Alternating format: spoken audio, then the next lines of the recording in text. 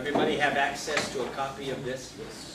Should. Great, good, wonderful. Here's the deal. We hope you'll make as many of these as your schedule permits, because I think this is a really vital conversation for us going forward. And I want to say a couple of things about that and a couple of things about the process, and then we'll move through today's focus.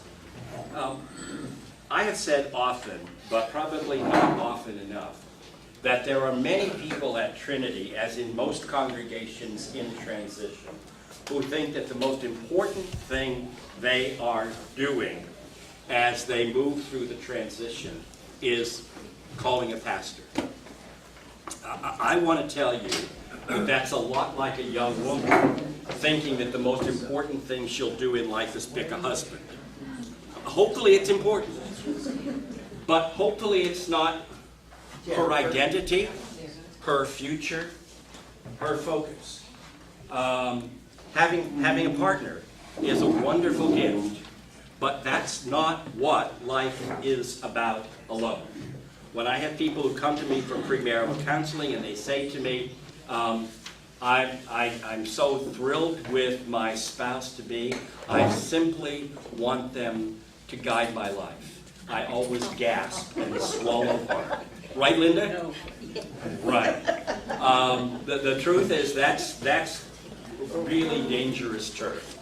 The same thing is true with congregations who are in the predicament of thinking that they're calling a pastor to tell them who they are to be and what they are to do. It's very much like a marriage. It's a relationship. And you need to bring to it every bit as much and more as the pastor brings to you. That's what makes relationships thrive. That's what brings balance in relationships.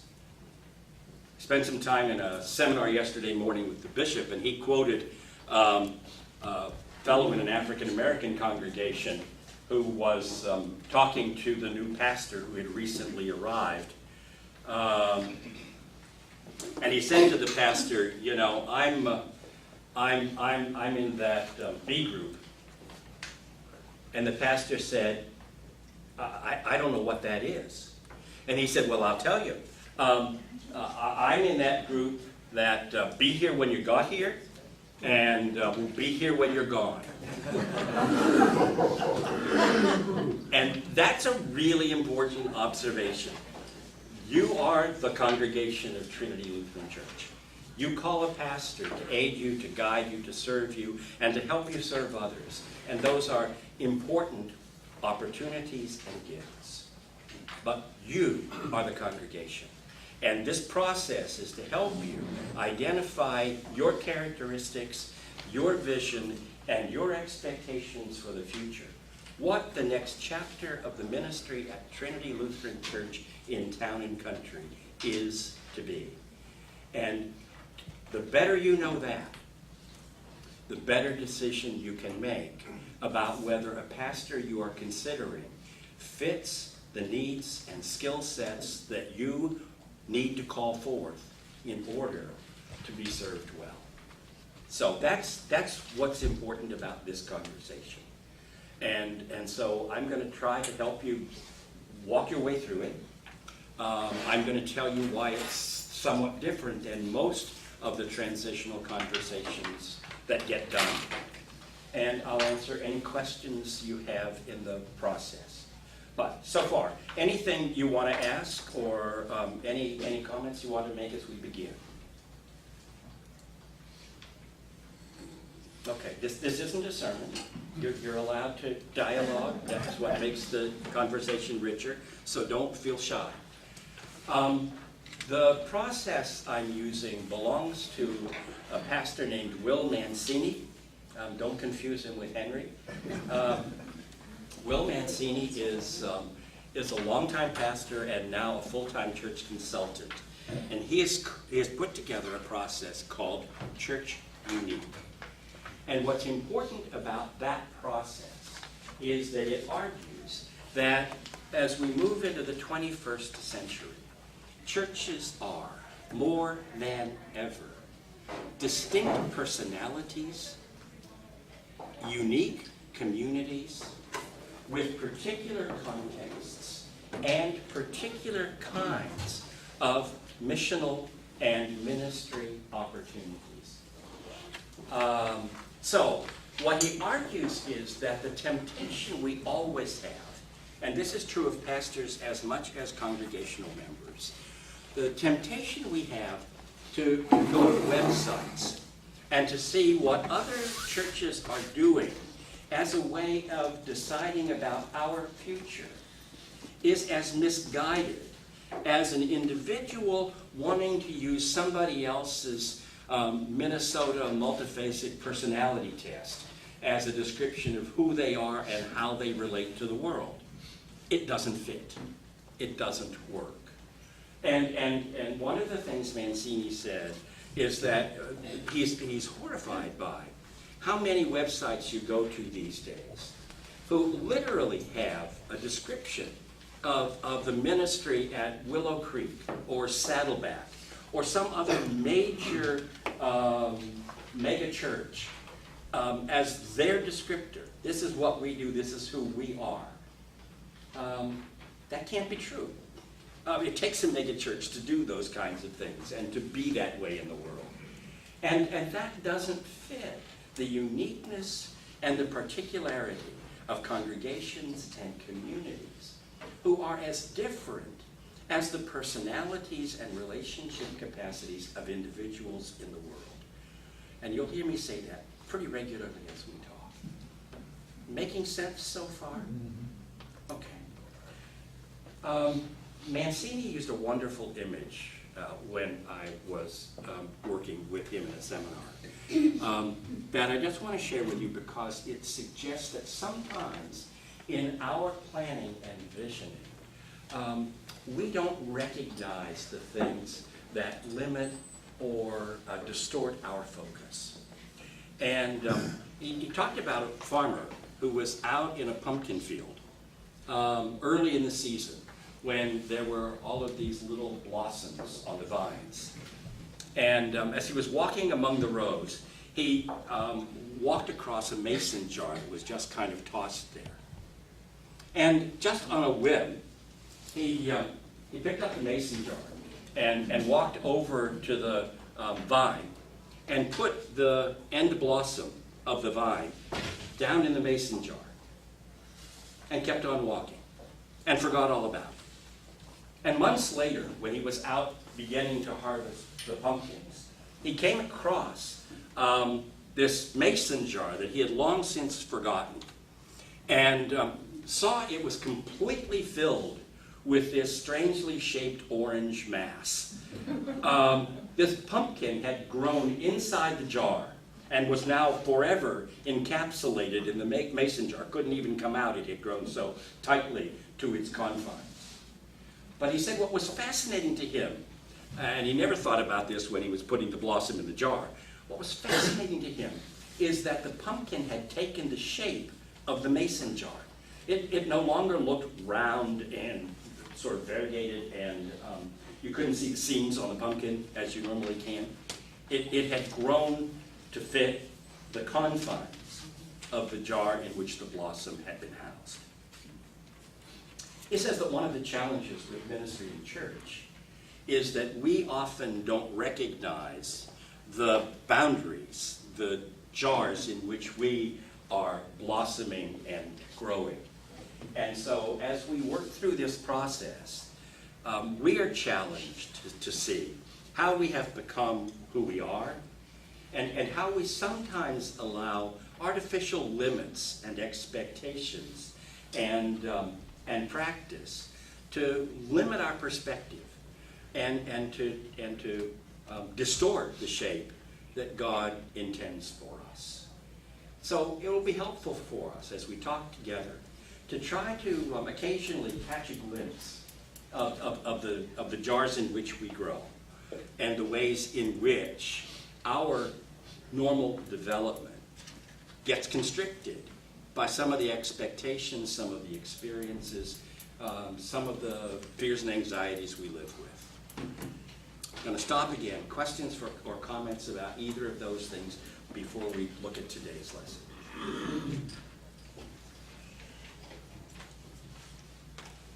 Elaine, come on up.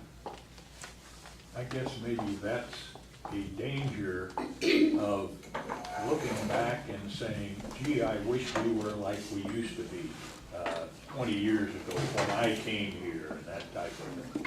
Absolutely. Should we, is that Precisely. dangerous to do that? Yes. It's not dangerous to remember. Remembering is a good thing. It's dangerous to think that our memories ought to dictate our future, because we're not the same people. Pete Steinke tells a wonderful story about being in a congregation where everyone was talking, as we did yesterday, by the way, in the seminar where I sat, about the fact that we need more young people in the church. Didn't that look great this morning, by the way? We need more young people in the church. And back 30 years ago, we had a Sunday school that was huge and thriving. And we need to fix that. We need to get back to those days. And Steinke said, he stood there for a moment, looked around the room, and said, I don't mean to be offensive, but as I take a fairly quick look at the congregation, it doesn't seem to me that many of you are capable of procreation.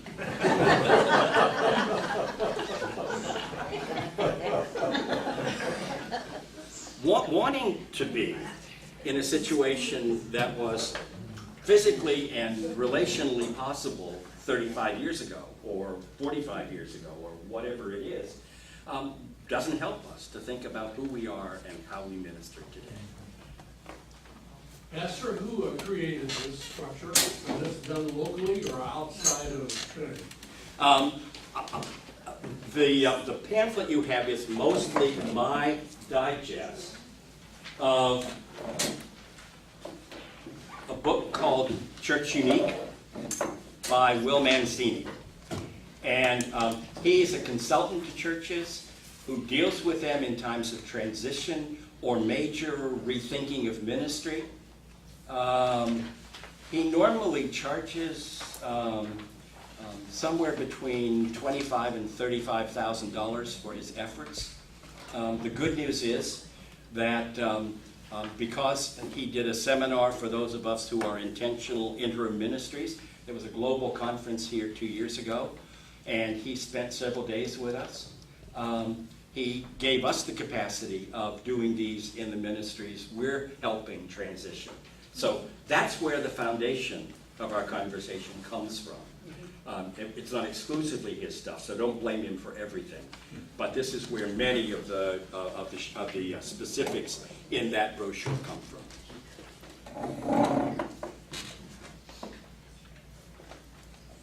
Any other questions or comments? Okay, let me walk you through today's conversation as far as we get. The thing I want to say about this brochure is that it's put together as individual and discrete weeks or 2-week segments, and that's what we hope is ideal. The truth is, however, there will be times when we don't get the whole way through a conversation in a Sunday, and we'll spill over into the next Sunday. If we're lucky, maybe there'll be times when we move more quickly than expected and can move ahead of where we're supposed to be. So we won't always be exactly on target the way the outline guides us. But today I think we'll at least start there. There's a kind of introduction in your adult forum description of our time together in July and August. And then today's lesson, listed under week 1, July 10, has a whole host of questions. And what I'd like to do is walk you through those questions one at a time and see about the kinds of responses we get to the questions as far as we can travel today in our conversation together. So the very first question, and I know you've answered this before, and your answer may well be the same as it always has been, but it may be you get a new insight. What brought you to Trinity Lutheran Church? Why did you come to this place? As best you can remember, what was motivating you? What was behind your choice to pull in this driveway and come to this place. Yes, They had a bell choir. they had a bell choir.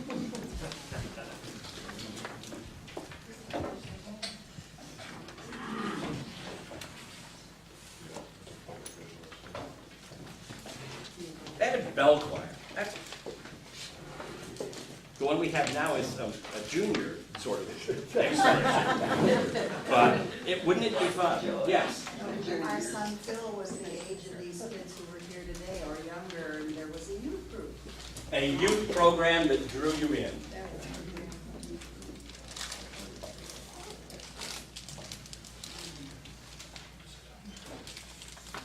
Great. Location. Location. Yes. Real estate, huh? Location, location, location. Absolutely. Someplace that,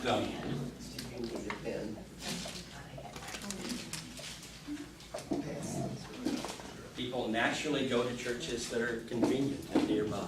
We were transferred back here and moved, and we tested several congregations. And we found Trinity to be the most open, welcoming, happy congregation that we encountered. And that's Okay, why we came. open, welcoming, happy congregation that you encountered.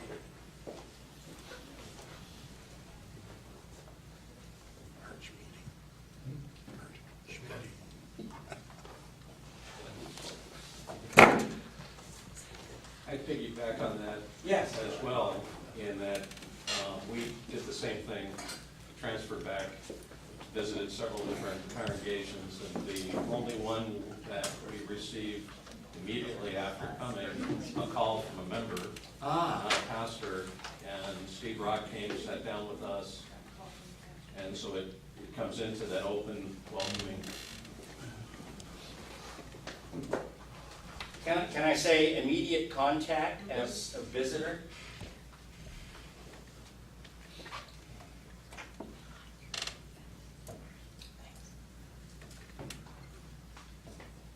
Thank you. Yes. Jerry. The church was in transition when we came. We sought reassurance. We invited the pastor over, and he came. Good. And he was very reassuring about leaving the Missouri Synod at that time. So That's the Paul transition. Hendricks had a Yeah. lot to do with us Okay. coming. Thank you. Is there anything, is there anything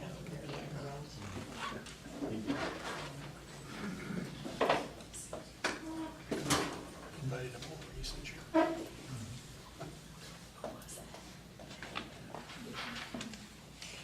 Thank you. Yes. We came here in 1976, transferred from a congregation in North County. Okay. And at the time that we were getting ready to leave, they told us, just be sure, don't get involved in that mess at Trinity. So our intelligence said, well, we probably ought to go check that out. And we had a wonderful reception, just like there. Jonah was right. Yeah. Yeah, if you don't do evangelism straight, if you do it backhanded, it's much more effective.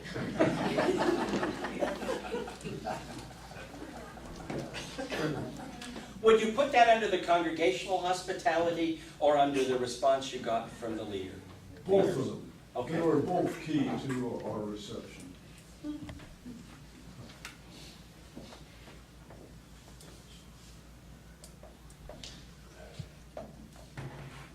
Thank you. Yes. The music program, and there was a weekday school program, which was on Wednesdays after school, where the older kids went to confirmation and the younger kids had a program also with music and Thank you. I already knew people here, Oh, okay. and I also, when I came to visit, I felt that it was a spirit-filled church. Thank you. So, relationship with members and a place that felt spiritually helpful.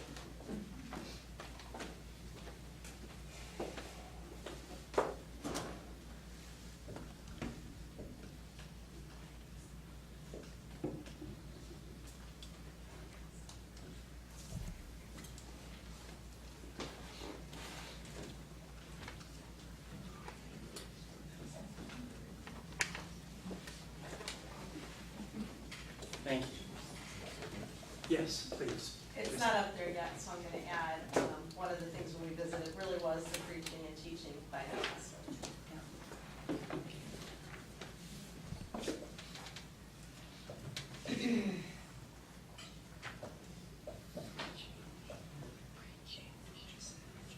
Thank you very much. Yes. It's been so long, I do remember most of it, but I visited other churches when we moved in the area, and I thought I would join a church that had a parochial school, and the two that I attended were not welcoming. The sermons were not really very good at all. And I had a friend who belonged here and said, you really ought to try this church. It's really a very nice church, you like the minister, which was true. And I thought the minister, the sermons, everything was fine, and I liked the programs. They had programs at that time for new mothers and all kinds of things where you could fit in right away. Felt very comfortable right away.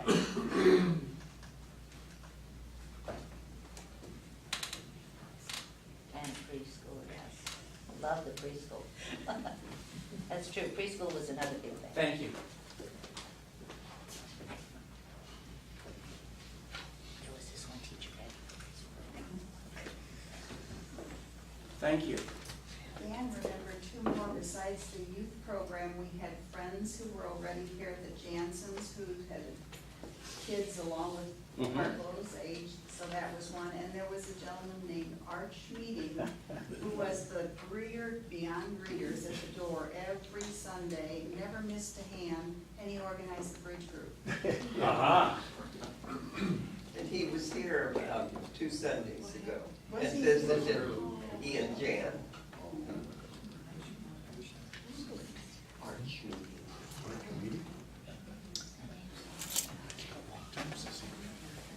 You said something besides the welcoming and the greeting. Oh, you had friends here Friends already. here.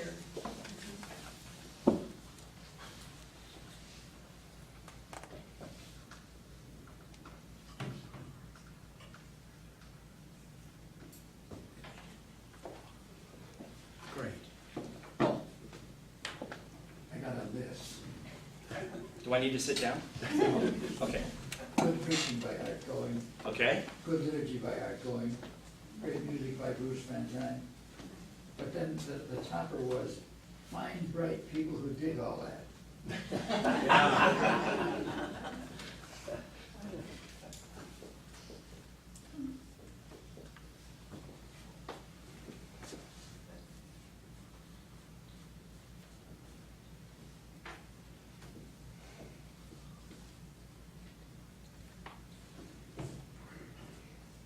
And find people who did all that, meaning the parishioners around those folks. Yeah, who do dig all that. Dig Who that. dig all that. I'm sorry, heard the word wrong.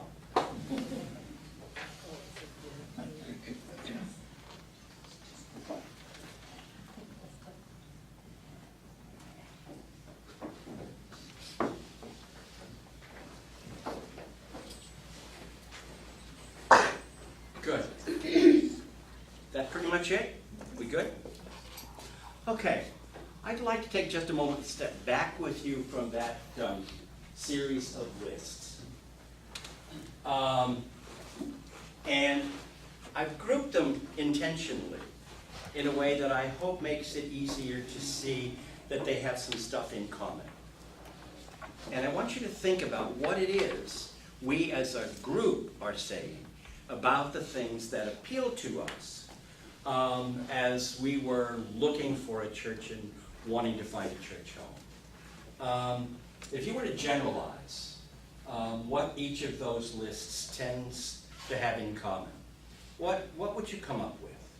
Give me a kind of overview of what we're highlighting that mattered to us as we were seeking.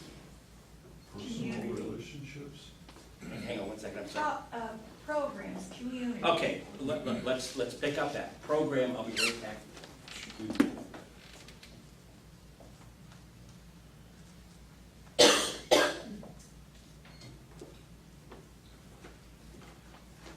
You said personal relationship. Yes.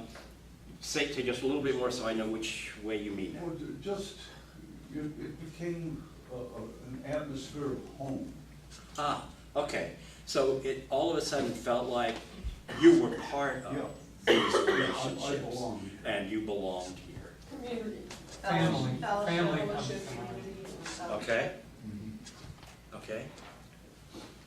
Is it fair if I do this then? The kind of people who welcomed you, the kind of people who were here, felt like the kind of people you could easily have a relationship with and it would be lasting. Makes great sense. So, two of the major things for our ears that draw people into church communities are the programs that fit some of the needs of their families and their own concerns, and the kind of people they encounter who feel like, these are my kind of people, whatever that means. So far, so good? Okay, great, thank you. What about the other two categories that are kind of, one the longest and the other the shortest? The longest is the pastor. Exactly.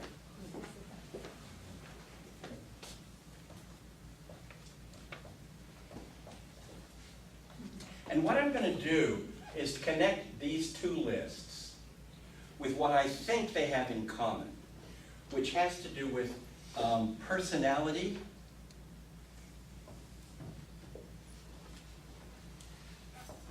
and relationship style.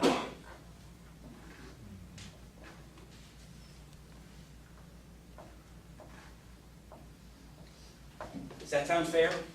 Because that's true. Some people are drawn by the pastor's personality and relationship style. Some people are drawn by the congregation's relationship style and personality. Both of those are very important attractors when people respond well to them. There's an additional issue between the two of them, and that is how the pastor and the community chooses the leadership. The people that organize around the pastor, like it used to be elders and his church council, that really makes a big difference for all the other issues that have been raised. Thank you. So that we've got different levels of personality and relationship style. And ideally, I assume, we work best when those mesh well with the congregation, with each other and the congregation. And that may not always be true. Yeah, thank you. That's really helpful. What about that lonely little one out there on the left?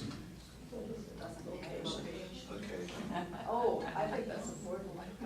You think what? I think that's important. Yeah, I think it is too. I think all of these are important. I want you to be really clear. I affirm everybody's observations about Would it. the right one be facilities? It would be that, Convenience? probably. On location. I go back so far, and you all know that, so we won't discuss it. But I had been at St. Paul's at a youth, Concordia with Dick Wagner after marriage, and I had a infant, and within 2 years another one was coming. Location was it. I could see the little white steeple from my picture window. It was another Missouri Synod at that time, Lutheran church. I didn't have to worry about whether anybody was going to be friendly. I could go and meet people well, and I expected to work in the church as I could. Great, thank you. I think location, location to us was important maybe the first or second time Right. we came. Right. But after we experienced these other things, location became pretty secondary. I think that's absolutely right. But then something else starts to kick in. Yeah. How many of you have had children baptized in this place? And when you come in here, isn't that part of your memory? Mm-hmm. Maybe as you touch the water of the font, or as you pass by the font, you react to the fact that this is the font at which my children were baptized. This is an important place to me. How many of you have had loved ones buried from here? And what, Pastor? Loved ones buried from Trinity. Yeah. And so that becomes a part of the meaning of the place. where you have been comforted, where you have heard God's promises, heard the gospel proclaimed in a time of real need. How many of you have been married here? Not as many as I would have guessed. Did you guys all elope? We've had children married. How many of you have had children married here? Thank you. Much better question. Great. And those memories are part of what swims around in your head when you come into this place, aren't they? I mean, isn't that kind of, this sort of collage is kind of always there of these really important nodal moments, these life-changing events and transitions that have touched your personal life and the life of your family and your friends, your loved ones. Fair enough? Mm-hmm. So that what may have been, how did you put it? You could see the white steeple from your window. There's a sense in which it goes from that, or I can get there in a few minutes by horse and buggy. The truth is that what happens after a while is this now is sacred space.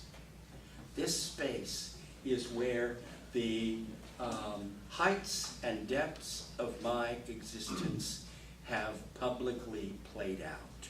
Is it fair to put it that way? Mm-hmm. And so the place takes on an aura of holiness because of the incredibly powerful role it has played in our life and our relationship with God and God's people. Okay? Having said that, what we end up doing, if we look at the categories of each of these things, we end up with 4 P's. Easiest to remember that way. You can call the first column pastor or personality. You can call the second category people and relationship styles.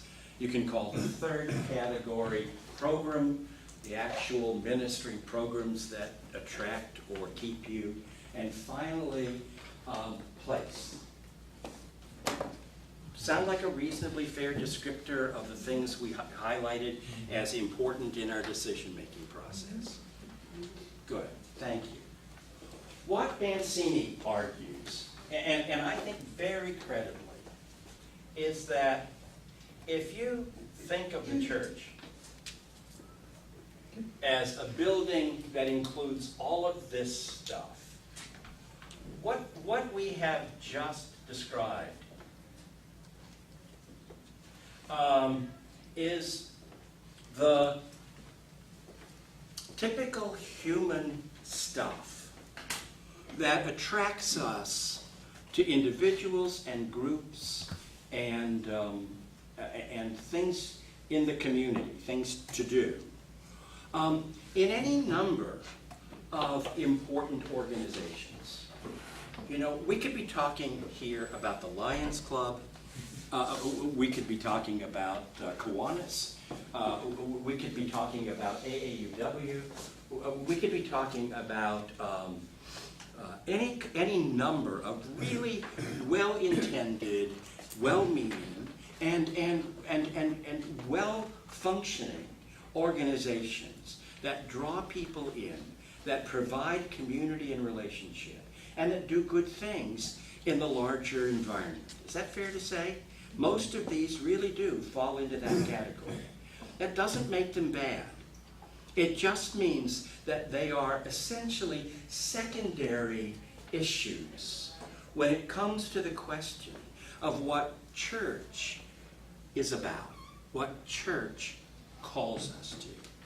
Church has a somewhat different agenda, a somewhat different focus, a somewhat different commission than most of those other fine organizations in the community. And so what I want you to do now, in the few minutes we have left, I want to push you a bit and say, How is what draws you or keeps you here different from what gets you regularly to the meetings of the Rotary? Or some of the other meetings and organizations that you care about, that you wisely support, that you're part of? How does church play a different role in your life or in your vision? This would be what Mancini tends to call, he calls that the lower floor of what the church is built on. Not unimportant, okay? It's significant. It's a really accurate descriptor of what brings outsiders in and what they articulate as important.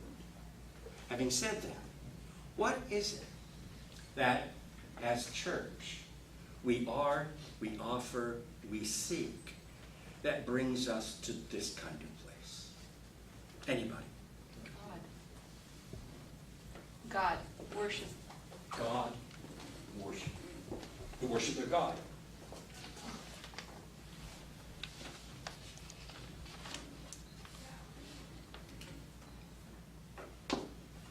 Thank you. I think that's really helpful. It feeds our faith. Feeds our faith.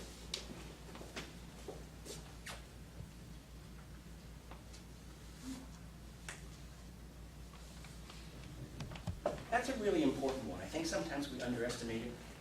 And I had a wonderful conversation with someone midweek who said to me, you know, I'm doing so much around here sometimes that I don't ever get to be fed. And I said, whoa, thank you for that. That's a problem. Whatever we do, we feed the people who come to have their faith fed. And whenever we keep them so busy they don't get that, we're in trouble. We need to function differently. Joyce has it. Sorry, George. Over here behind me. The feeling of love. The feeling of love. You want to expand on that a bit? I don't disagree at all. I just wanted to know if you had a specific kind of love or feeling in mind. Which is just a special caring we have for each other. Right. The love we have in community. Like a family. Yeah, thank you.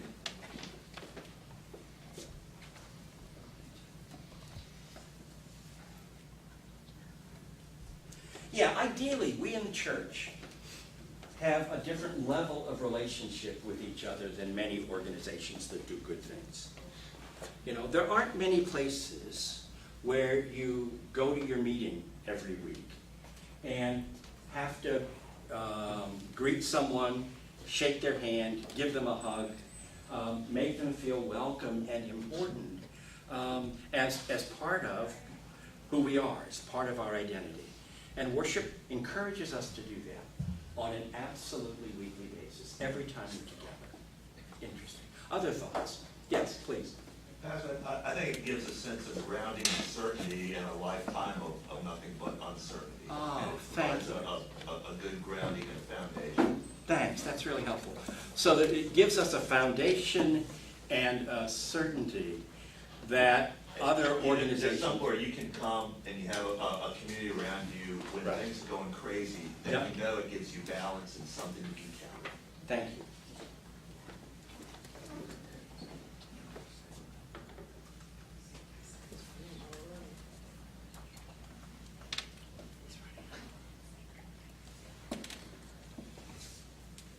Thank you.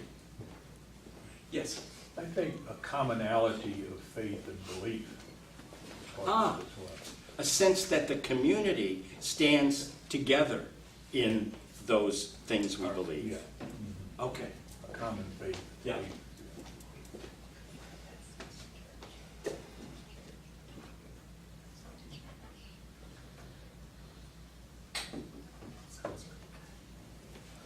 And if a common faith, a common worldview. I mean, we tend to look at the world we live in similar ways. We don't agree about everything, God only knows. But there's a sense in which we have fundamentals on which we agree because they're central to who we are. Linda? The opportunity to serve in the community alongside other Christians. Ah, thank you. Christian family.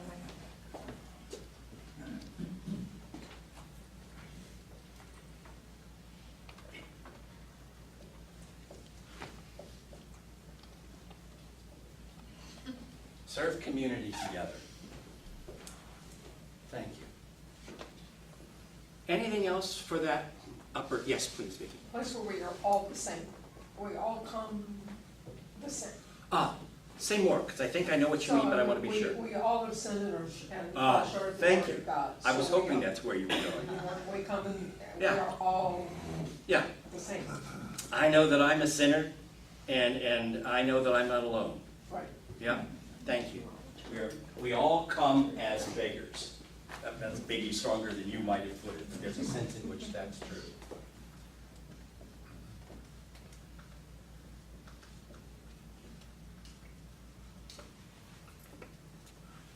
Good. I'm going to wrap up for today. There are several other questions from today's list. The good news is next week's list is pretty much shorter than that. So we'll pick up with what we didn't finish in today's class next week and move into lesson 2 as we finish that up. Thank you so much for being here. I truly look forward to this conversation. I think it's going to be important to us.